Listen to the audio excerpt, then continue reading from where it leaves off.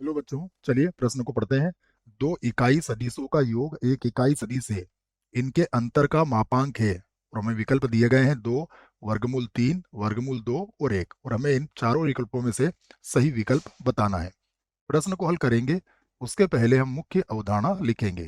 तो अवधारणा मुख्य अवधारणा में प्रश्न को किस प्रकार से हल किया जाएगा और उससे संबंधित यदि सूत्र होंगे तो उनको भी हम यहाँ पर लिखेंगे। यहाँ पर सबसे पहले हमें पता होना चाहिए कि ए डॉट ए अर्थात ए सदिश और ए सदिश का बिंदु गुणा यह सदैव ए के परिमाण के वर्ग के बराबर होता है। उसके बाद यदि इकाई सदिश है तो हम जानते हैं इकाई सदिश का जो परिमाण होगा वो किसके बराबर होगा, एक के बराबर होगा। अब हमें प्रश्न में दो इकाई सदिश दिए गए हैं तो हम मान लेते हैं माना माना दो इकाई सदिश दो इकाई सदिश इकाई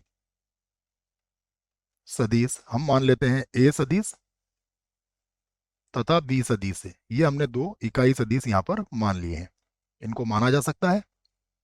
अब अगर प्रश्न को देखें तो इसको पहले थोड़ा ठीक कर लेते हैं।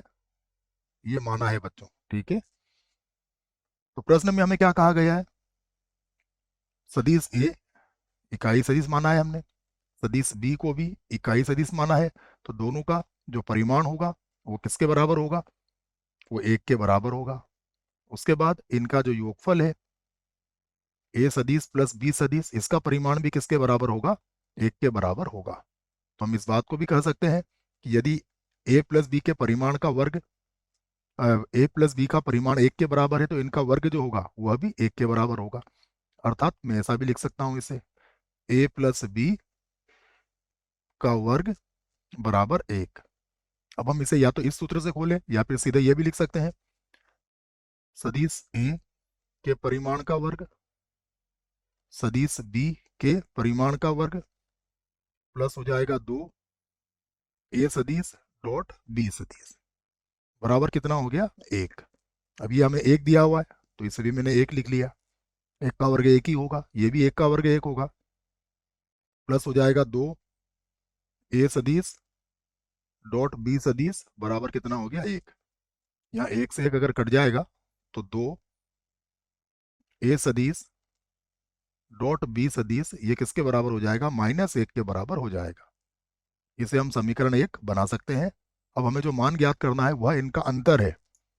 तो अब हम ज्ञात कर सकते हैं ए सदिश माइनस बी सदिश और इसके मापांक का यदि वर्ग करें तो ये किसके बराबर होगा, ए के परिमाण का वर्ग प्लस बी के परिमाण का वर्ग। अब माइनस है तो ये हो जाएगा माइनस का दो ए सदिश डॉट बी सदिश। फिर से लिख लेते हैं इसे, ए सदिश माइनस बी सदिश के परिमाण का वर्ग। देखिए ये तो एक के बराबर है तो एक का वर्ग एक होगा, ये भी एक के बराबर है तो एक का वर्ग एक होगा। और ये किसके बराबर है, दो ए डॉट बी, ये माइनस एक के बराबर है तो यहाँ पर हमने माइनस एक कह दिया। यहाँ पर हमने समीकरण एक का प्रयोग किया है, ये हमने पहले ही समीकरण यहाँ पर बना ली थी।